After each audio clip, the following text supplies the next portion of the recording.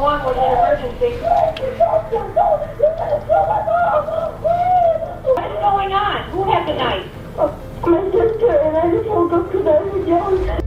In this video, we'll explore the disturbing case of Sabrina Zunich. The heart-wrenching scream you heard earlier belonged to 13-year-old Megan, who witnessed a nightmare that no child should ever endure. Her sister, Sabrina, brutally attacked their mother, Lisa Knoefel, stabbing her over 200 times. As authorities arrested and questioned Sabrina, one burning question lingered. What drove her to commit such a brutal act? Was it a premeditated crime or the result of manipulation? Let's dive into Sabrina Zunich's story and unravel what led to this tragedy inside her foster home. Sabrina Zunich was a troubled child from a home where both parents battled with addiction. After living with her grandmother for a number of years, she entered the foster care system at 14, starting with the Emma K receiving home. For years, Sabrina was shuffled between homes, never finding the love and stability she desperately needed. That changed in July 2011 when she was placed with Kevin and Lisa Knoefel. At first, Sabrina fit in well with the family, which included the Knoefels' two daughters, Megan and Haley. However, tension soon arose. Sabrina clashed with Lisa, who seemed to favor her biological daughters, making Sabrina feel alienated. Despite Kevin supporting Sabrina in these conflicts, she still felt isolated. Though she wasn't causing major issues, getting along with her foster sisters and doing well in school, something inside Sabrina broke under the pressure of feeling unloved. In the early hours of November 16, 2012, Willoughby Hills 911 Center received a terrifying call from 13-year-old Megan. Emergency. What is going on? Hello? My mom was a knife. She's trying to hurt me. Who had the knife? My sister.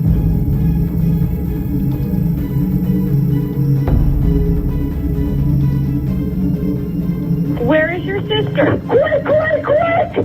What? I got everyone coming to you, honey. Where is your sister?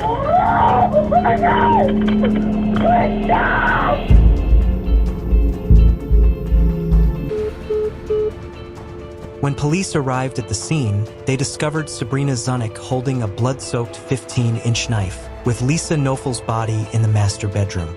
Sabrina hadn't fled but stayed at the scene, likely because she had sustained several stab wounds herself and was in shock. Once treated for her injuries at the hospital, she was brought in for questioning about 10 hours after the crime. At 17 years old, Sabrina should have had a parent or guardian present for her interrogation, but under Ohio law, Section 2152.12a, a 17-year-old can be charged as an adult in cases involving serious offenses like aggravated murder. For me, please. You remember me, right? Mm-hmm. I'm Jim Vitale. I'm a policeman. This is Detective Parmer, Detective Broadwater. They work with me. Hi. Well, we're going to sit down and talk for a moment. I asked them to come with me because we all kind of been working a little bit. Probably wondering what happened, and we're wondering what happened here. We have some routine paperwork we have to go over real quick. Partner's going to explain that to you. I'm sure he's watching TV and that. Before we ask you any questions, okay, we got to give you some rights, okay? And what I'm going to do is when we give you these rights, I was going to ask you the initials next to these rights, okay? It'll be fine. You're going to be able to... Even if you kind of hold it like this and kind of do it like that, okay? Just so you know, you are being suspected of being involved in a homicide. So... Reed, you want anything to drink? Yes. What would you like? Water or kind of a soft drink or what? I don't know. I'm sorry? Water would be fine. Water's okay? Okay. So what do you recall? From yesterday? Mm-hmm. Getting done with my homework? Getting, I don't know, and that's it. Mm-hmm. And going to bed. And we're at home? Mm-hmm. What, anything unusual happen? I don't know. Everything went fine according to what I knew of. And what happened? Starting from when you got home from school yesterday.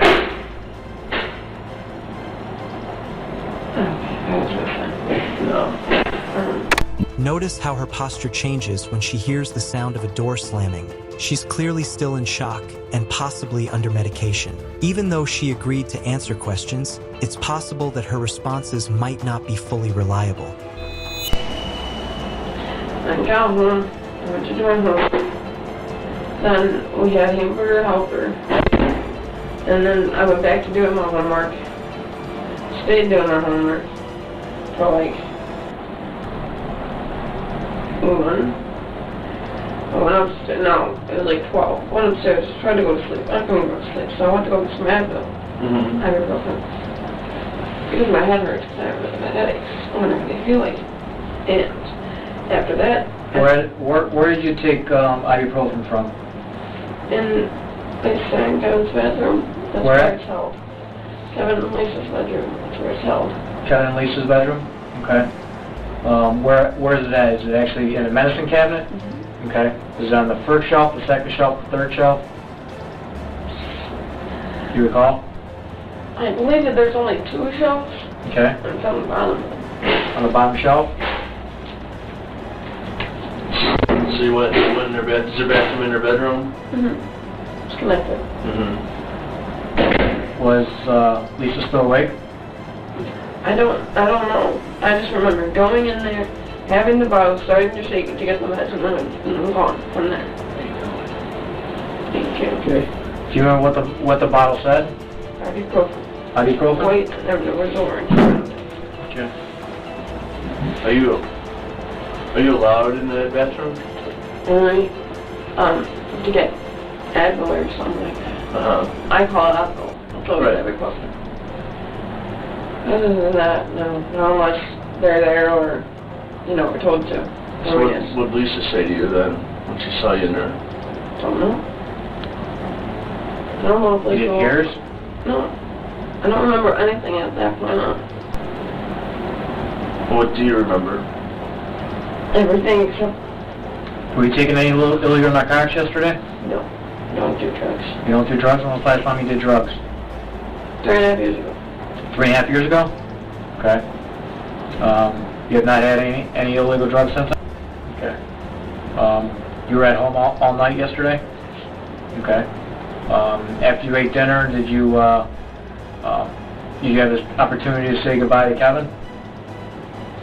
I was at the computer desk. You're at the computer I desk? don't know. I went to the living room also because I was printing my bracelet. I mean, I was in the living room, I was in the kitchen, and I was in the office. That's it. Excuse me. I mean, I believe so, yeah, he just said bye, because he always says bye to everybody. Okay. And then we either say bye to Billy kisses him. Well. Okay. You had an argument or anything with Lisa last night? No. No? Everything's fine. Everything's fine? Okay. Have you had these type of issues in the past where you just don't remember things? I'm not positive. I mean, I know I was in my other group homes. When I was in a fight with other people, I blacked out. And I don't remember it. Have you ever been checked? What do you mean, the Like, psychiatrist? medically? Yeah. Yeah, I go to a psychiatrist. Okay. And you take, Vyvanse for monthly. okay. And what are those meds for? You have a Vyvanse is for ADHD, and Okay. Oxygen is for mood stabilizer / anxiety. So it kind of stabilizes your moods? Okay. Later, Sabrina revealed in an interview that she had been diagnosed with ADHD at age 4 and also struggled with oppositional defiant disorder, anxiety, depression, and bipolar disorder. While these conditions can contribute to memory issues, they don't fully explain why Sabrina claimed to have no memory of the events that unfolded that night. What do you think happened to your hands? I don't know. I'm just saying that I'm being charged with homicide. Well, we're investigating it. Do you remember blood being all over you? No, but I can see it all over my legs. There was blood all over your face or blood all over your body. That's why you're not in your clothes. Do you remember your clothes? I'm pretty sure you do. Yeah. And then... Remember what you were doing prior to getting into the ambulance? No. In Lisa's room? Getting meds. For my headache. That's why I don't get it. Was Haley there when you were getting meds? Was Haley in her room with Lisa sleeping? No. She was not? No, he has her own room on the other side of the house. Do you know what time Haley went to bed? I don't. She's usually up and down. I think around 11. Okay. She usually is passed out by 12. Were you still working on your project at that time? You working on a laptop or something there? That project for school? British literature. For what? British literature. Okay. What about Megan? She's always in bed. Okay. By the time I get upstairs. Alright, so she was upstairs sleeping? Yeah, we're both upstairs in our rooms. We have separate rooms. Okay. So what happened after she went to bed? Is Lisa still awake, or is Lisa sleeping at this time while you're finishing your project? When after Haley goes to bed and after Megan goes to bed? I don't know. I have my earphones on the whole time. I don't know if she's... What are you listening to? Music. Yeah. On what? Well, that's it. As I'm going with British literature. At this point, it seems clear she's pretending to have memory loss. She recalls everything about others around her, yet conveniently forgets the events that involve her directly. It's possible Sabrina was trying to appear insane, as criminals sometimes fake memory loss to avoid talking about incriminating details. In her case, everything about the night of the murder was forgotten. Detectives needed a new approach, so they turned to the one person Sabrina felt closest to, her foster father, Kevin. How do you get along with Kevin? Kevin and me are cool. I mean, he's more the one that helps me out. Because this has Megan to deal with. Megan has mental instabilities herself. Okay. And so we made agreements a long time ago that if I need anything, that I can go to Kevin. And if it was major that she needed to be involved in, then he would ask, but not to be concerned about small things. Because it's already stretching it out. It's her job and Haley. How about with Lisa? How do you get along with her? Me and Lisa have never been the best. I mean, I've never tried to hurt her, never had any thoughts of hurting her. Yeah, it's been emotional and mental abuse from her to me. She put her hands on me, not fighting, but restraining me because I wouldn't give an iPod to her. And I don't know. She never seemed to like me, and she's been wanting me out of the house.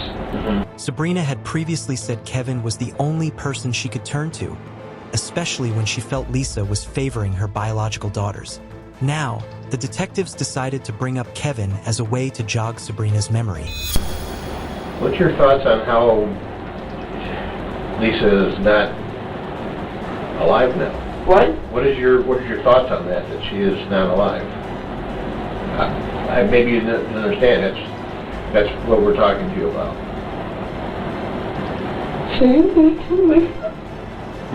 is that.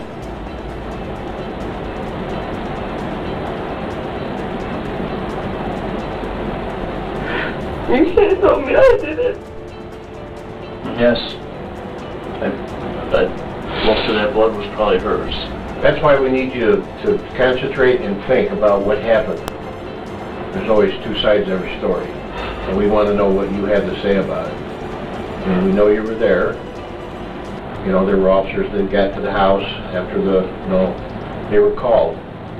So we just need you to focus on what happened. You know you were doing homework, and you know you got yourself to the bedroom to get the medicine. What you need to do now is bring it all together and think real hard about maybe what happened next.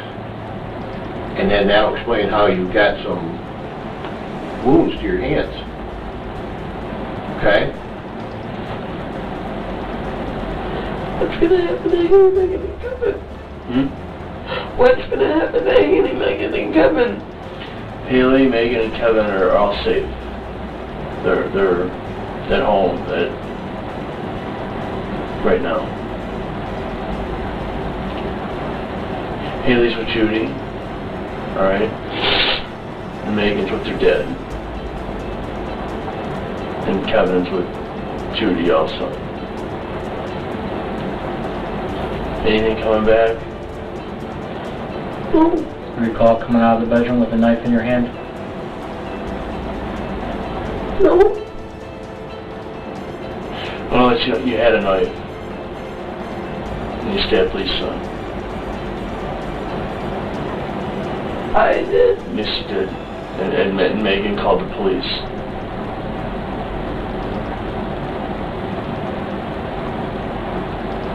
That can't be true. Bree, it is. I'm sorry.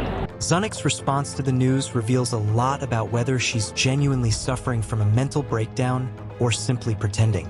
She feigns ignorance of the death, despite knowing full well that she stabbed Lisa nearly 200 times. You don't stab someone that many times and forget, nor question whether they're dead. Through her detached demeanor and disorganized responses, Sabrina is trying to present the events of November 12th as the result of a psychotic episode. However, the detectives aren't buying it and continue to keep the spotlight on her. I've never been a murderer. We need to know, that's why we're asking you to think about it. We need to know how to help you, okay? And we don't know that until we need to get some facts and find out what's going on. And that'll give us the best course on how to proceed from here and help you, help the family, and go on from there.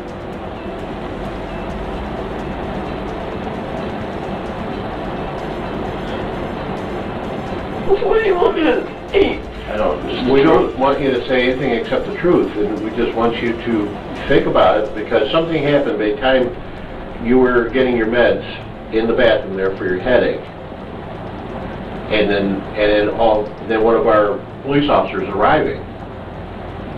So something happened in between that time, and we're just trying to get to the truth of that and find out what happened. I don't know. Lisa's really dead? Lisa's dead. Sorry. I don't believe this.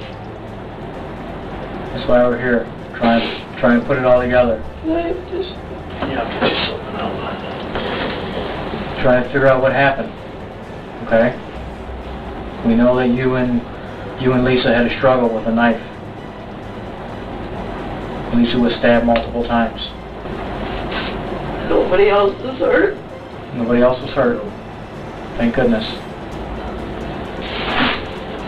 But there been maybe an argument between you and Lisa? Maybe it had something to do with your iPad or anything like that? That was a long time ago. A long time ago? And yeah, the cops were called on. Okay. Did you get your iPad back? My iPod, yeah. iPod, whatever it is? You got it back? Where should it be at the house? My book bag. In your book bag? Okay. My pocket. This pocket. Okay. Right class. You have a Facebook account? Yes. You do? Ran on Facebook last night? Yes. Talk to anybody? Yes, but not much. Not much? Are you instant messaging anybody? Yes. Who? This kid named Bobby.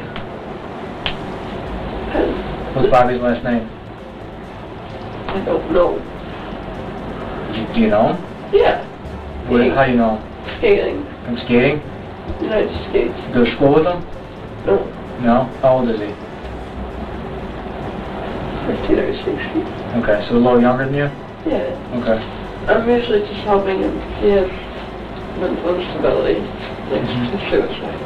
The detectives laid out the events of the previous night for Sabrina, but she responded to every detail with a simple, "I don't know." Switching tactics, one detective asked about her iPad and a friend, both of which she remembered perfectly well. Clearly, there had to be a way to break through her act, Or perhaps there was a deeper reason for maintaining this charade. The detectives then brought up her foster sister, who had witnessed the entire horrific scene, but even that failed to provoke any real response from Zunich. You ever punched any holes in your wall? You ever slammed your door open where the door handle? Those were both there from Megan. They're from Before I Megan? got there. Okay. She has huge major issues with anger. Okay. She's pulled up on me multiple times and hit me, and then claimed that I tried to stab her with a butter knife. And you can ask Laura, which is Lisa's sister, and Kevin. We were all there when they went to training. She made a big deal out of nothing. Because she got mad about Laura not wanting her waffles, and I was buttering mine. She goes to hit me on my arm, and I go to restrain her hands because she wasn't going to hit me more. I had a butter knife in my hand, didn't have time to put it down, but it was space always the floor. She's trying to struggle to get her hands away from mine, and by the time I have it, the knife is in between our two hands. And they claimed that I tried to kill her. She's also claimed that Kevin... While it might sound believable, there was no solid proof to back up this event. It seemed more like a failed attempt to undermine her sister's credibility. Even so, the detective realized that Sabrina was sticking firmly to her memory loss claim and wasn't ready to open up. Nevertheless, they had more than enough evidence to charge her with first-degree aggravated murder. As Zunich faced the slow, grueling path toward prison, not much attention was given to the man with the alibi, her foster father, Kevin. While Sabrina was being interrogated, Kevin had returned home, and according to authorities, his demeanor was calm and more inquisitive about the attack than disturbed by it. When she was booked into Lake County Jail, Kevin attempted to visit but grew irritated when he was denied access. By spring 2013, while Sabrina was in jail, Kevin had already collected his deceased wife's life insurance, paid off his home, purchased cars, a house in Florida, and even taken flying lessons. For someone who had just lost his wife in such a brutal manner, Kevin showed no signs of grief. This was likely because he had already been planning to move on from Lisa before the murder. Detectives, suspicious of Kevin's behavior, sought to establish a connection between him and the crime. They brought him in for questioning, and though Kevin arrived with his lawyer, they initially asked questions about his wife's work. Kevin, do you know anything that was happening at the house the night before you left for work that night? Well, hang on a second. We just talking about his wife's work. What's going on at the house the night before is not his wife's work. Okay. Where does your wife work at? County Children's Services. What does she do there? She was a social worker for the children's section. Were you and Lisa in the process of going through a divorce? Okay, now we're getting outside the... No matter how much the detectives tried to steer the questioning back to the murder, Kevin's lawyer repeatedly intervened, cutting them off. Even during the more straightforward questions, the detectives noticed that Kevin avoided eye contact and often looked down, making it nearly impossible to break him at that point. However, nearly 6 months after the murder, a significant breakthrough occurred. Sabrina Zunich agreed to speak with a prosecutor in what's known as a proffer. In essence, this meant that Sabrina was ready to confess the intent behind the murder and provide full honesty. This was the initial step toward a plea agreement, and while the full details of the proffer remain private, there's enough information to reveal a shocking truth. This is Kevin Knoefel, my foster father. It was Kevin's idea, and it was talked about after we were having sexual relations, and him and Lisa were having problems in marriage. He wanted to get a divorce, but Haley, which is a 3-year-old daughter of his and her, was in the picture, and he wanted full custody. She would get custody, or it would be shared, and he didn't want that happening. So the alternative was for this to happen. When was it, after you started to live there on a daily basis, that your relationship with Kevin changed? When did the sexual nature start to change? It all started not with sex, but with massages, because he was a truck driver and his legs would cramp, so it was inner thigh. Then it progressively got into sex. Does he ever tell you, hey, you can't tell anybody about this? the time. Did he say what would happen if you told Then him? you'd be taken out of my care and I could lose my foster parent license. What did you say in response to that? I would never do that. Okay. Telling him. Kevin was the true mastermind behind the crime. He manipulated Sabrina into believing that after the murder, she would only serve 2 to 3 years in prison, during which he promised to visit her and stay involved in her life. However, after 6 months of no contact from Kevin, Sabrina decided to break her silence and expose the horrific truth about her foster father. And it wasn't just her word against his. There were over 1,500 messages exchanged between the two, many of which were disturbingly sexual in nature. On June 11, 2014, Kevin Knoefel was convicted on all 11 charges: 6 counts of sexual battery, 3 counts of complicity to commit aggravated murder, and 2 counts of conspiracy to commit aggravated murder. He was sentenced to life in prison with the possibility of parole. In 2013, Sabrina Zunich was also sentenced to life with the possibility of parole after 30 years due to the details revealed in her proffer. If you found the video helpful, please like and share to support us. See you in the next case.